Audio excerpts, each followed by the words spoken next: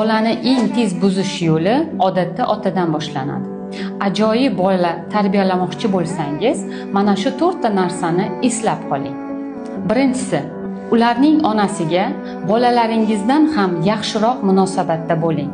Ota-onalar bir-birini yaxshi ko'rishini ko'rib o'sgan bolalar sog'lomroq, baxtliroq va haqiqiy erkak qanday bo'lishini bilishadi. Ikkinchisi, moddiy va hissiy xavfsizlikni ta'minlang. Bu ularga eng qimmat narsani sotib olib bering degani emas. Uchinchisi, ularni kerakli paytda maqtang. Otaning ma'qullashi bolada ishonch uyg'otadi. Bu narsa doim yonida ekanligingizni ko'rsatadi.